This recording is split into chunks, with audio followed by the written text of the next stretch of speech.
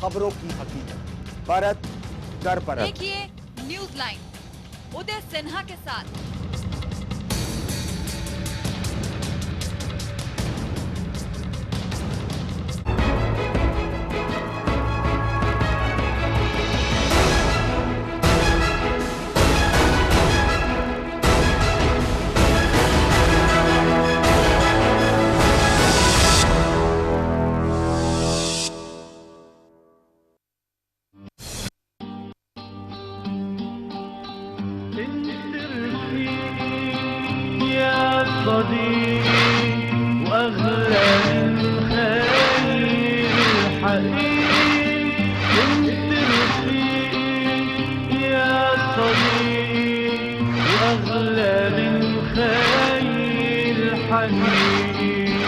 بدي منك ما تحاربني لا بكل دقيقة تعذبني.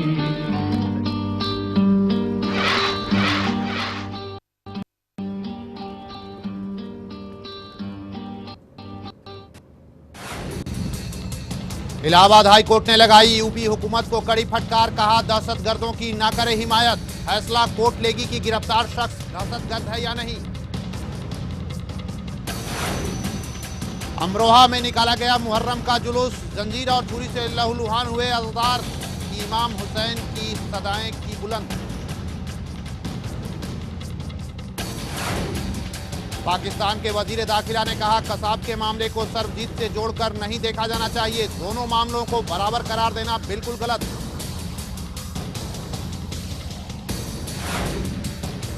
इस्लामी रिवायत के तहत हुई ओसामा की तदफीन, लादेन मामला में आया नया मोड़, अमेरिकी अफवाज के बीच ईमेल से हुआ खुलासा।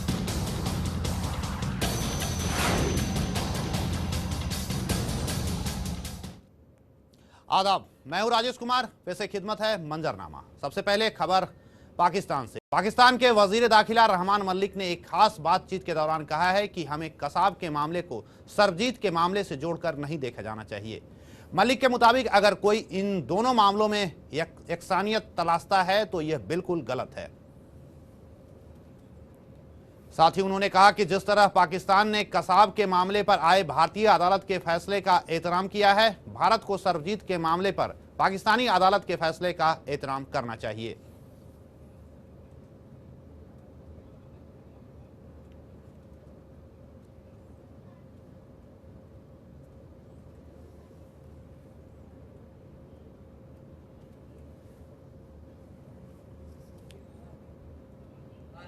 औकाफ की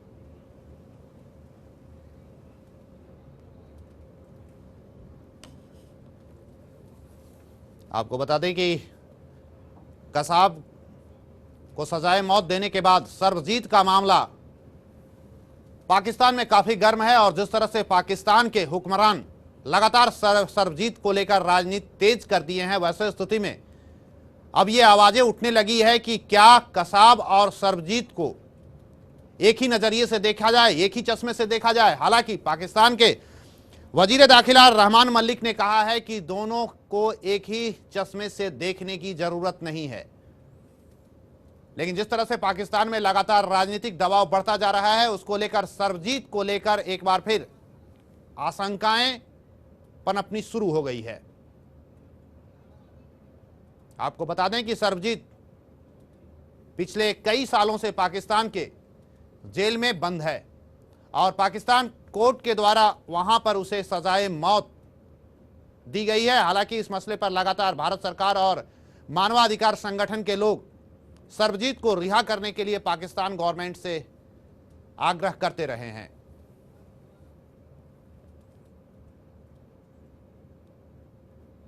तहरीक-ए-इंसाफ पार्टी के रहनुमा इमरान खान ने सरजीत के मसले पर और कसाब के फांसी सजाए मौत दिए जाने के बाद उन्होंने कहा है कि भारत सरकार ने बहुत जल्दीबाजी की है कसाब के मसले पर और साथ ही सरजीत के मसले पर भी पाकिस्तान सरकार से निवेदन किया है कि इस पर सरकार यथाशीघ्र फैसला ले। आपको बता दें तकरीबन 10 साल से पाकिस्तान के जेल में सरजीत बंद है।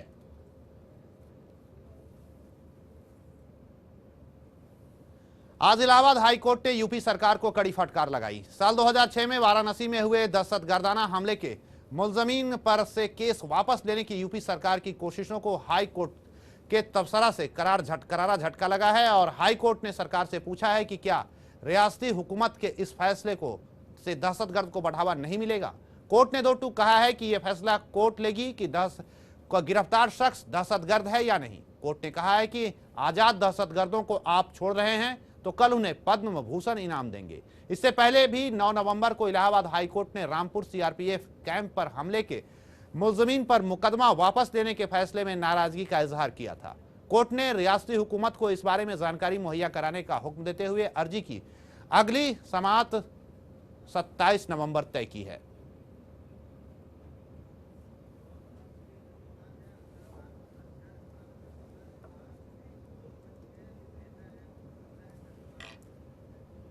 जी, और आपको बता दें इसको लेकर अपने अपने तरीके से राजनीति भी होनी शुरू हो गई है और इस मसले पर बात करने के लिए हमारे साथ असगर खान साहब हैं, लोक दल के प्रवक्ता। असगर खान साहब, चैनल 1 न्यूज में आपका स्वागत है। आज जो इलाहाबाद हाई कोर्ट ने फैसला सुनाया है, जो अपनी राय दी है, उसको लेकर क्या आपकी पहली प्रतिक्रिया होगी? हेलो जी हेलो जी, खान साहब आपकी आवाज आ रही है। पहली प्रतिक्रिया आपसे जानना चाहेंगे, जिस तरह से यूपी गवर्नमेंट ने केस वापस लिया है उस पर क्या कहेंगे? देखिए, यूपी गवर्नमेंट की असल में उसमें अपनी कुछ कमजोरियां हैं, वो सही से उसके, चूंकि ऐसा तो है नहीं कि ऐसा पहली बार हो रहा है, ऐसा नहीं है कि ऐसा पहली बार हो रहा हो कि साहब किसी गवर्नमेंट ने, मरकजी गवर्नमेंट ने किसी केस को वापस लेने की बात की हो और फिर कोर्ट ने मना कर दिया हो। ये उसको ठीक से परसू नहीं कर पा रहे हैं, और बल्कि मैं इसको दूसरे एंगल से भी आपके सामने रखना चाहूंगा कि सिर्फ परसू करने की बात नहीं है। वो तो हर गवर्नमेंट बहुत बड़ी चीज का नाम होता है, उसके लीगल एडवाइजर होते हैं और सारे सुझाव देने वाले एडवाइजर होते हैं साथ में। ये मुसलमानों के लिए एक लॉलीपॉप है, वो उसका दिखावा करते हैं और दिखावा करके अपने आप को आगे बस अगले इलेक्शन की जो तैयारियां हैं, तो बार बार सवाल आता है कि साहब 2014 के लिए सारी तैयारियां हैं, बस सिर्फ उसमें लगे हैं। असगर खान साहब, ये इस तरह के पॉलिटिक्स को लेकर चाहे सेंट्रल गवर्नमेंट हो या स्टेट गवर्नमेंट हो, इस तरह के फैसले कैसे ले सकती है? कौन गुनाहगार है, कौन गुनाहगार नहीं है, इसका फैसला तो कोर्ट करेगी।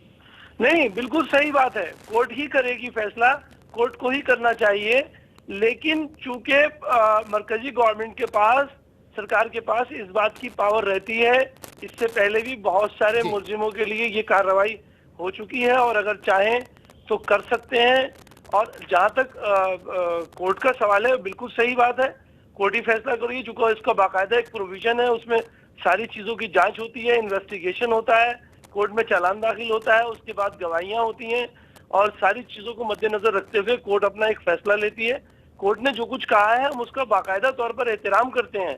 बिल्कुल सही बात है कोर्ट की, जो कोर्ट ने आज high court, Allahabad high court ने जो फैसला दिया है और जो फटकार लगाई है वो भी सही लगाई है, इसलिए कि ये उसको सही से परसू नहीं करवानी है, तो सिर्फ एक आवाज उठानी है किसी भी बात के लिए। खासकर अब चूंकि उन्हें, उनकी नजर है कि भाई मुसलमानों को पहले एक बार तो इन्होंने कब्जे में कर लिया, इसी तरह अब 2014 की बात है तो उनको कैसे कब्जे में किया जाए। तो इससे अच्छी क्या बात है कि साहब जो उनके नौजवान मुलजिमान, जिनको तरह अलग अलग तंजीमें जिनके लिए आवाज उठाती रहती हैं, ला उनके लिए कोई एक पासा फेंक दो लोगों के बीच में। आप एक कानून विशेषज्ञ भी हैं, वैसे स्थिति में कानून के नजरिए से अगर देखा जाए तो क्या कहेंगे? कानून के नजरिए से तो देखिए, बात तो सही है कि फैसला, चूंकि ये बहुत ही सीरियस और बहुत ही ऐसी चीजें हैं जिसको कि कोर्ट को ही उसके फैसले करना चाहिए। लेकिन दूसरा एंगल ये है कि अगर कोई बेगुनाह बिल्कुल कैद में पड़ा है और उसकी बेगुनाही के कुछ सबूत अगर सरकार के पास मुहैया हो गए हैं और उसके बुनियाद पर यह लगता है कि वो बेगुनाह है, तो उसको छोड़ा जा सकता है। सवाल इस बात का भी नहीं है कि वो कौन है, वो हिंदू है या मुसलमान है या वो किस केस में है। अगर बेगुनाही के सबूत उसके सारे मुहैया हो गए हैं तो उसको छोड़ा जा सकता है। इन्होंने तो सिर्फ एक बात रख दी कि साहब इनको छोड़ा जाएगा, इनको छोड़ेंगे, और कोर्ट के सामने और पूरी कार्रवाइयां नहीं रखी, पूरी अपनी दलीलें नहीं रखी, कागजी कार्रवाई पूरी नहीं करी, और तो जाहिर बात है फिर कोर्ट को ये बात कहना ही है। अगर कोर्ट के सामने आप ये तमाम दलीलें रखें और अपनी सारी कार्रवाई रखें कि भाई हम इस बुनियाद पर इनको छोड़ना चाहते हैं, ये बेगुनाह है इस तरीके से, तो अगर इनको अब मजीद जेल में रखा जाएगा तो इनके ऊपर जुल्म होगा। अगर इस तरीके से बात, तो कोर्ट फिर उस एंगल से देखेगी उस चीज को। हालांकि कोर्ट की बात बिल्कुल सही है कि भाई चूंकि ये सेंसिटिव मामले हैं और बहुत सीरियस मामले हैं, इनमें कोर्ट बाकायदा तौर पर इन्वेस्टिगेशन के बाद चालान, और उसके बाद कोर्ट की सारी कार्रवाइयाँ जिसमें सारे सबूत और गवाहान सारे उसमें मौजूद होते हैं जो उससे कोर्ट से होकर गुजरते हैं, उसके बाद ही फैसला लिया जाएगा। बात सही है और सरकार निकलेगी। तो अगर ये देखिए बेगुनाहों की मदद करना चाहते हैं तो यही सिर्फ एक उसका एंगल नहीं है कि ये आवाज दे दें कि साहब हम मुसलमानों की या बेगुनाहों की हम ऐसे मदद कर रहे हैं कि हम उनको छोड़ने की बात कह रहे हैं और कोर्ट हमें नहीं छोड़ने दे रही है। ये अपना दामन झाड़ने वाली बात है। इनको अगर इसी तरीके से उनकी मदद करनी है, अगर वो वाकई बेगुनाह है और उनकी मदद करनी है, तो अपनी एक ऐसी कमेटी बनाए जिसमें सलाहकार हो, जिसमें वकला साहिबान हो, अच्छे अच्छे वकलाओं को उसमें शामिल करें और वो उनकी मदद करें और कोर्ट के सामने साबित करें। वो जो उसमें डिले हो रहा है, डिले इज नॉट जस्टिस, तो जब ये एक बात कही जाती है तो उसमें जो डिले वाला पोर्शन है वो चाहे तो किसी तरीके से भी ये उसको कवर अप कर सकते हैं, बहुत सारे तरीके हैं उसको। बिल्कुल असगर साहब, यानी जिस तरह से यूपी गवर्नमेंट पहल कर रही है, कदम बढ़ा रही है, वो सही नहीं है। मेरे हिसाब से उसमें सही होने की बात नहीं, बल्कि वो सिर्फ एक लॉलीपॉप देने की बात है। ये सिर्फ मुसलमानों को खुश करने की बात है कि ताकि अपने पाले में लोग बने रहें, जैसे पहले भी किया गया है, हमेशा की तरह आज भी किया जा रहा है। बहुत सारे तरीकों से, पहले तरीकाकार दूसरे थे, हर रोज एक नया मुद्दा छाट कर लाते हैं। पहले के भाई उर्दू के लोगों को सर्विस दी जाएगी, मुसलमानों के साथ ये भलाई की जाएगी, ऐसा होगा, और फिर उसके बाद गवर्नमेंट बनने के बाद कुछ भी नहीं होता। अभी एक बड़ा अच्छा मुद्दा है क्योंकि ये जज्बात से जुड़ा है लोगों के साथ।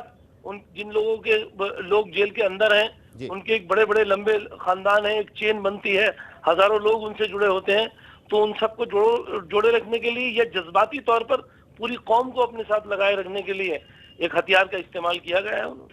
ये क्या चुनाव को 2014 में चुनाव होने हैं, उस चुनाव को देखते हुए इस तरह से यूपी गवर्नमेंट कदम बढ़ा रही है?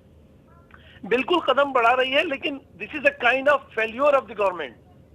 ये उनका उनका फेल्योर है अगर इस तरीके से कदम उठाएं और अपने किसी कदम में भी कामयाब ना हो।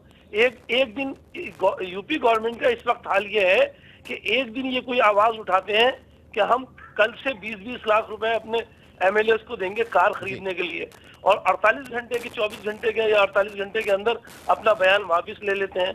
मतलब ये बड़ी एक अजीब बात है। जैसे ऐसा लगता है जैसे कोई बच्चों का खेल हो रहा है, कोई छोटी छोटी बच्चियां हैं वो गुड़ियों का खेल खेल रही हैं, ऐसा लगता है। चलिए असगर साहब, हमसे सरकारें चलाने वाली बात नहीं, सरकारें चलाने वाले लोगों को अपने जबान का पुख्ता, अपने अमल का पुख्ता, अपने अंदाज का, आवाज का, अल्फाज का, सबका पुख्ता होना चाहिए। बिल्कुल असगर साहब, हमसे बात करने के लिए बहुत बहुत शुक्रिया। और ये थे असगर साहब, और खबर अमरोहा से। अमरोहा में मुहर्रम का जुलूस निकाला गया जिसमें जंजीर और छुरी से लहूलुहान होने के बाद अज़ादारों ने इमाम हुसैन की सदाएं बुलंद की। सीनाजनी के बाद मातम बर्पा किया और इस दौरान बच्चों ने भी जंजीरों से मातम कर शुहदाए करबला को उर्सा देने में कदम नहीं खींचे।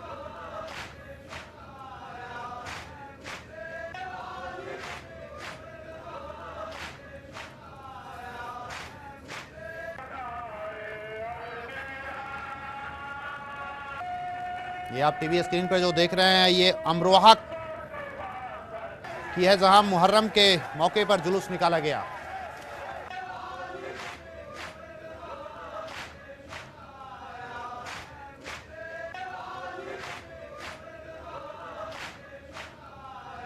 और इस मौके पर इमाम हुसैन की सदाएं बुलंद की गई।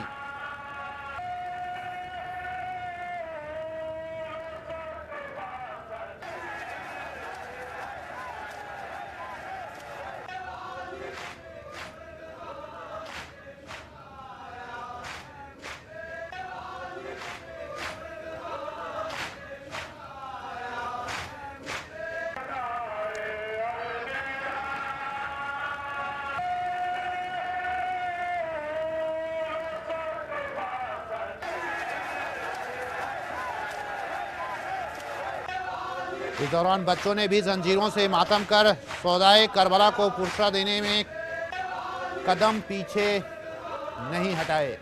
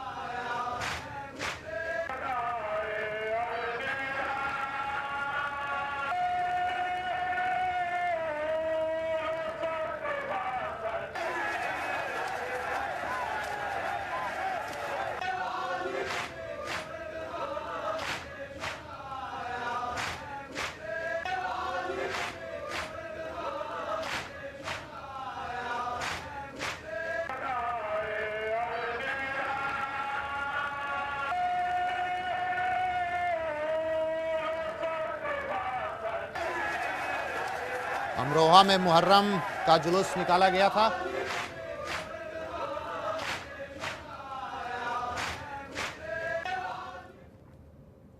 Al Qaeda chief Osama bin Laden के मारे जाने के बाद उनके आखिरी रसूमात के बारे में अमेरिकी फौज के बीच ईमेल से पता चलता है कि उनके लाश को समुद्र में बहाए जाने के वक्त अमेरिकी नौसैनिक बेड़े यूएसएस कार्ल विंसन का कोई भी अफसर मौजूद नहीं था।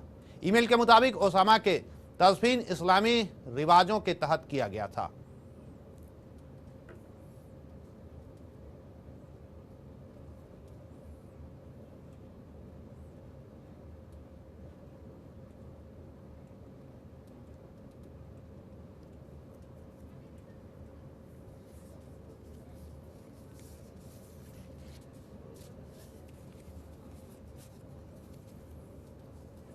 ओसामा बिन लादेन को 9/11 का मुख्य आरोपी मानता था अमेरिका, और उसके बाद पाकिस्तान में ही अमेरिका के द्वारा मार गिराया गया था।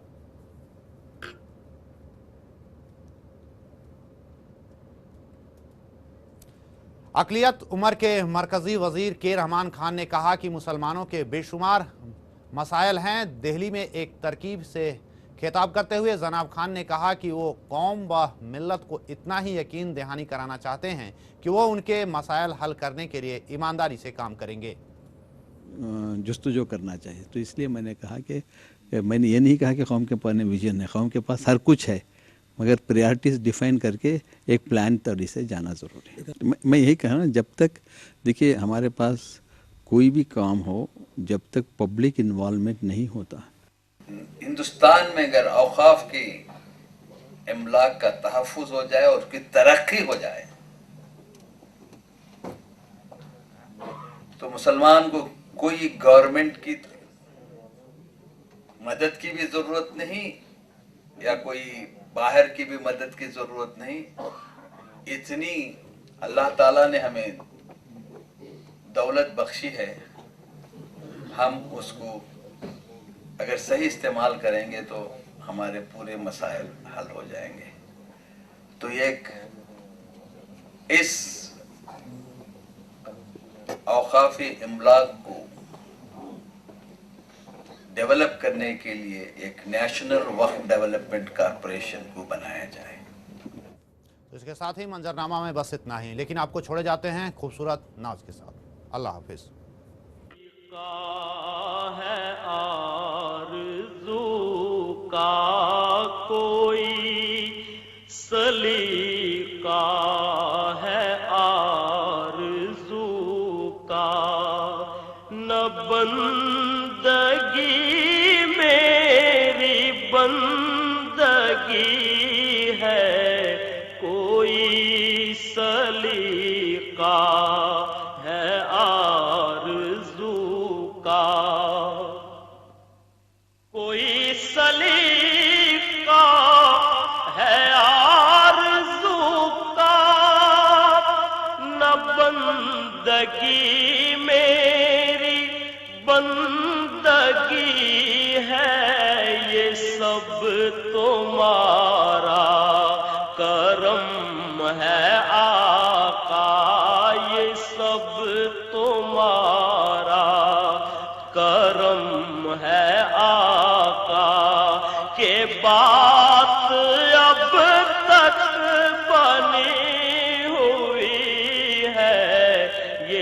सब तुम्हारा करम है आका, के बात अब तक बनी हुई है कोई सलीका है आरज़ू का। अता किया मुझको दर्द उल्फत, कहाँ थी मुझ पर खता की किस्मत। अता किया मुझको दर्द उल्फत, कहाँ थी मुझ पर खता की किस्मत। मैं इस करम के कहाँ था काबिल, मैं इस करम के कहाँ था काबिल। हुजूर की बंदा परवरी है, मैं इस करम के कहाँ था काबिल। हुजूर की बंदा परवरी है, ये सब तुम्हारा करम है आका।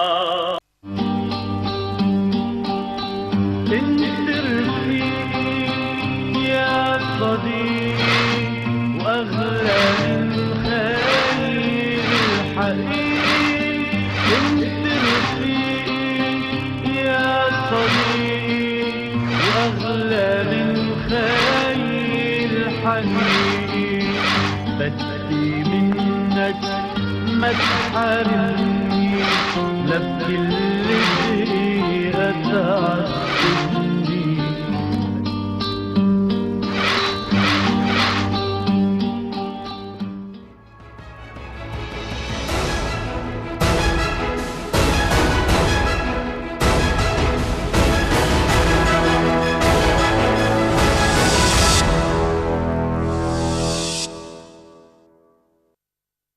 PSC